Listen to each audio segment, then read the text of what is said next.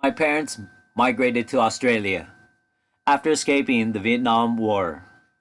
My dad was only 23, my mom was only 19, and it was my grandfather who orchestrated the whole thing. And on the night when the boat arrived, they all had to leave immediately. What the problem was, because there were 8 kids in the family, they all couldn't go together. So my grandfather had to take a quick decision. He was going to take all the girls first and leave the boys behind and hope they would make their way to Australia later. It all happened in the middle of the night. It all happened so quickly they had no time to take any of their belongings. They had no time to say goodbye to they certainly had no time to even cry. When they got onto the boat, it wasn't even over yet. I mean, most boats that left Vietnam didn't even survive, so the freedom was still a long, long way away. I remember mom telling me there was literally cramped 70, 80, 90 people on this small 20-person boat. No food, no water, and because they were crammed like sardines, they were all suffering seasickness. The only place they could vomit was all over themselves. And after spending a couple of days at sea, I don't know if you want to call it fortune or grace or fate or destiny, but my mom's boat was one of the lucky ones to make it ashore.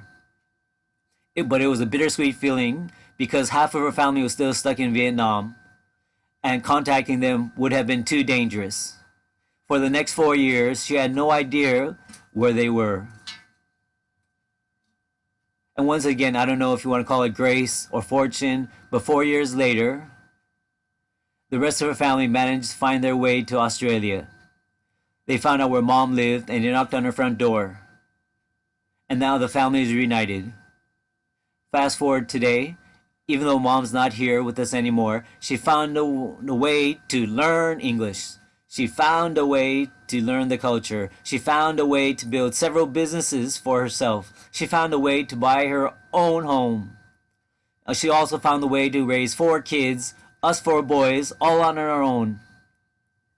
Although mom's story is unique, it's actually not special, because millions of other people have gone through what she's been through, and the reason why there are literally millions of other stories like hers is because the human core, the human spirit, that part of you inside of you that wants to survive, that wants to win, that wants to grow and wants to expand, that has the will to be great, that part inside of you is so much more powerful than you can ever imagine.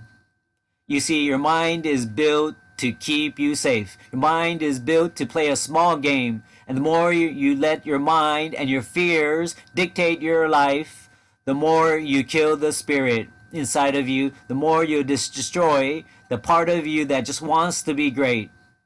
I can assure you, the more you can trust your spirit, the more you trust your gut, the more you can trust your greatness, or your brilliance, or whatever you want to call it, the more you can trust that part of you that has the will to do whatever it takes. I can assure you, the more successful you will be.